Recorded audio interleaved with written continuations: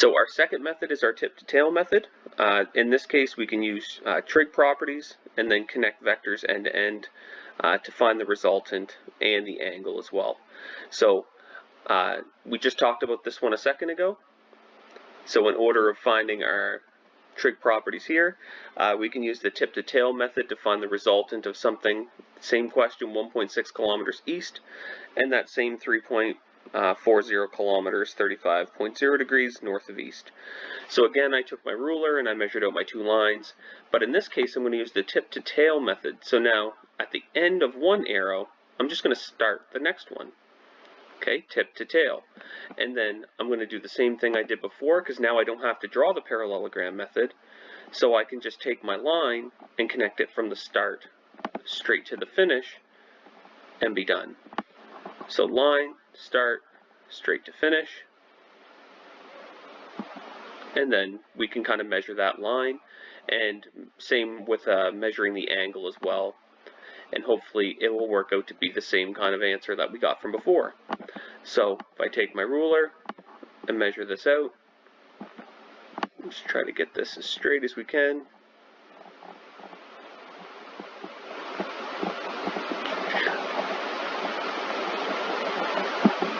Alright, and then get this as close as we can to here. Again, looks like this one's more actually closer to the 4.8 that we know the solution to be. And measuring with my protractor again, setting it up on the bottom part, and then taking a look at it, it looks like it's that same 24 degrees. So in the past I've had some questions with this, just saying, well, what if you didn't draw tip to tail this way? What if I started with the green line and then I did the blue line after it? Well, remember, tip to tail just means that you're taking one line and you're starting the next line after the other one's done. So in that case, if I were to go green and then blue, my resultant line actually doesn't change at all, right? It stays the same, tip to tail. And then if I take my protractor and measure it out as well, I should find that my angle actually doesn't change either and gives me the same value. So it doesn't matter which way you draw it, it's going to give you the same value. And as we'll see coming up, the angle is the thing that might change. And maybe you remember that from before, where you could draw a triangle a couple of different ways. As long as the way that you were describing it works, it'll be fine. So how could these two methods be used to solve something like a 3-vector problem, for instance? Well, the tip-to-tail method, 3 vectors, hopefully should be pretty straightforward. You just keep going one tail, starting the next line, and then starting the next line, and when you're done, you just draw the resultant line out, and you're finished. So tip-to-tail is kind of pretty straightforward in that sense, in terms of your lines and how they go. The parallelogram method, on the other hand, is a little bit different, because remember, now they're all starting from the same place, right? They're all starting at the beginning. So in this case, you actually have to pick 2 of them. I'm going to use red and black here as my example, and I need to make a parallelogram. So I'm going to do a black line going there, and then a red line matching up with it. And then between them, I'm going to have my first resultant line. Now, if I know this is the resultant of the red line and the black line, then I'm going to use this and the green line to do A plus B plus C, which means I need another parallelogram. Okay, drawing the parallelogram in and then connecting it at the end. And then I get this yellow line where it would be. So if we look between here and here, the answers are actually should be the same as long as we're drawing it accurately. The difference in the problem here, and you might say, okay, well, why would we ever use the parallelogram method when the tip-to-tail method is far faster? The parallelogram method has a lot of extra checks in it. And so if you're careful drawing it out, your parallelogram method can be more accurate as long as you're careful in the way that you're drawing your measurements. Whereas the tip-to-tail method has less opportunity to check for accuracy, but it is a faster measurement to go through. So, finding the resultant velocity mathematically.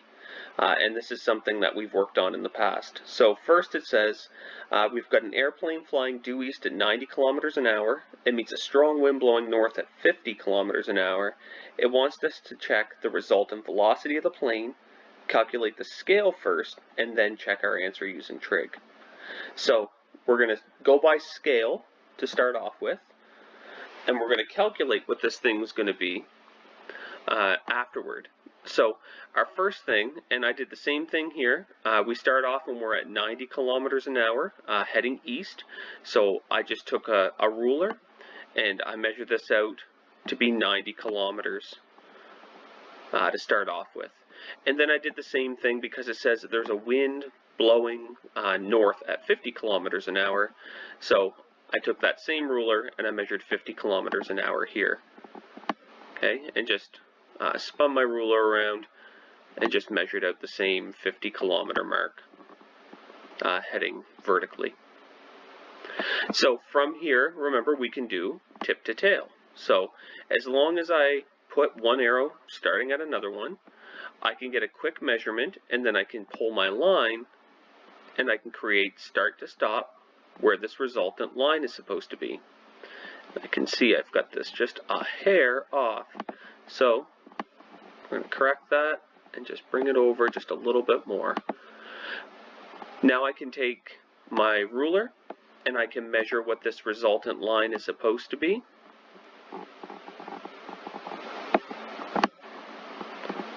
Okay, so if I match this up as close as we can. Sometimes it gets just a little tricky trying to get the right angle. So match this up, and I can see that this actually extends a little bit longer than what I need, right? It only goes up to 10. I can tell that it's not quite 0.5, so maybe I'd guess like 0.3 or 0.4. So 10.4 centimeters. Now, what does that tell me in here? Because I'm not really dealing in centimeters here, right? I need a scale. So if I'm going to use a scale here, if I had 10 centimeters representing essentially 100 kilometers per hour, really what I'm saying here is that 10 kilometers, is going to equal 1 centimeter. So if I had 10 centimeters, I'd have 100 kilometers. Okay, so as a scale for every centimeter, I've got 10 kilometers. So if I have, let's say that this works out to be 10.4, so 10.4 centimeters would really be 104 kilometers per hour as a velocity. Okay, because here we're talking about speed. So, hour. So calculate the scale first and then use my answer here. So I have this out to scale in terms of what it is. And then the only other thing I need now is I need to measure and make sure that it's the right length. So I'm going to get rid of my ruler over to the side here. I'm going to take the protractor and we're going to measure out what this angle looks like it should be. So starting off, it looks like there's my 30, so I'm going to say 29 degrees here. So for the resultant line for this, it looks like I'm at, as a guess, resultant line, and this is just kind of right through measuring, resultant line is about 104 kilometers per hour, and it looks like it is about 29 degrees heading north of east. And if you can't remember the direction part right off, which way the letters go, the first letter always is the line that's not touching the angle that you're measuring from. Because remember, we're measuring from down here, so it's heading east first, and it's going 29 degrees north from where you started, from the east direction. So started walking east and went 29 degrees north of that point. Okay, so the first letter is always the line that's not touching the angle. So here's my guess, 104 kilometers an hour, 29 degrees north of east. Now we can actually calculate it mathematically and see what this thing works out to be. So I've got my triangle to start off with. We said that we had this one going over, and then we had one going up. I'm not going to worry too much about scale at this point. We measured this one to be 5 centimeters, which we knew was 50 kilometers per hour. We had this one that measured out to be 90 kilometers per hour. And then I wanted to find what this was, and I wanted to find the angle in between. So here's my resultant line that I'm trying to solve for. I've got a right angle triangle here. So I have Pythagorean Theorem that I can start with. We have a right angle triangle, so c squared equals a squared plus b squared. And c squared's equal to, it doesn't matter which side I pick for a or b, so 90 kilometers per hour squared plus, and then this was 50. I believe these were both 0.0s, kilometers per hour squared. I'm just going to move up to the question just to verify. So yes, 90 and 50 with 3 significant digits in each one. Okay, so really this is 0.0. So c squared would then equal, my 90 is going to give me 8100.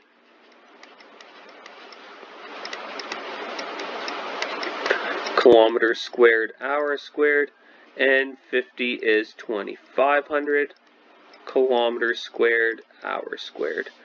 If I add those together, then I get 10,600 kilometers squared per hour squared, and then after that I need to take the square root of this, so that means that c is just going to equal 102.956 kilometers per hour. Now, if I take a look at significant digits here, I had 3 here and 3 here. That means that when I square them, I'm still going to have 3 and 3. Notice that the place value they're in is the tens place in each one, so when you add them together, I'm going to be in the tens place in my answer, so it actually picks up an extra digit because now there's 4. When I take the square root of this, I'm going to get 4. That means that c here really needs to be 103.0 kilometers per hour. So here is the length of my line, right? 103.0 kilometers per hour. Now I can use that to figure out what my angle is as well.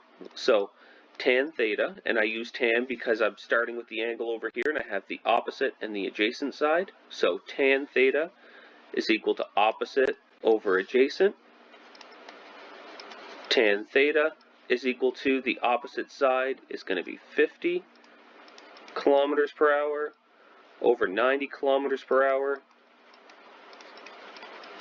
And so theta is going to work out to be 50 over 90, 29.1, sorry. So 29.1 degrees, and then I take a look at my directions here.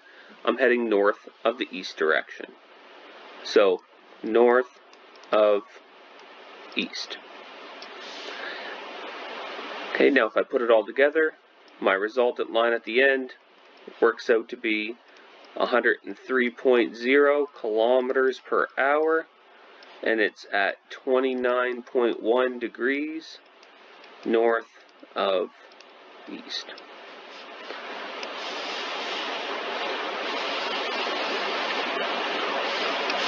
Now, what if we compared that to what we measured out to be before? So 103 and 29.1, and if we look here, 104 and 29, so we are super close by being able to measure this thing out and then calculating out what it should be. Now, similarly, what would happen if we were to flip this? So in this case, what I did was I drew this in a certain way where I had my longer value, my 90 on the bottom and my 50 on the side, but I could easily have flipped these and said, well, what happened if we went up first and then we went over? Okay, because remember, vectors can be drawn tip to tail, so I can see here that I've really got the same resultant line but my angle is going to change. And if we were to punch this in and see what would happen out of this, if I were to draw this a different way, what I would find out, so up and then over, and find the angle in here. If you took a second and just punched in on your calculator, here we'd have 50 and here we'd have 90. Now opposite becomes my 90, adjacent becomes my 50.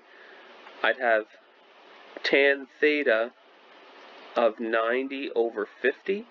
So really in this case then theta is going to equal 60.9 degrees. And my direction now is going to be east, heading east of the north direction. So east of north. Over here we had 29.1.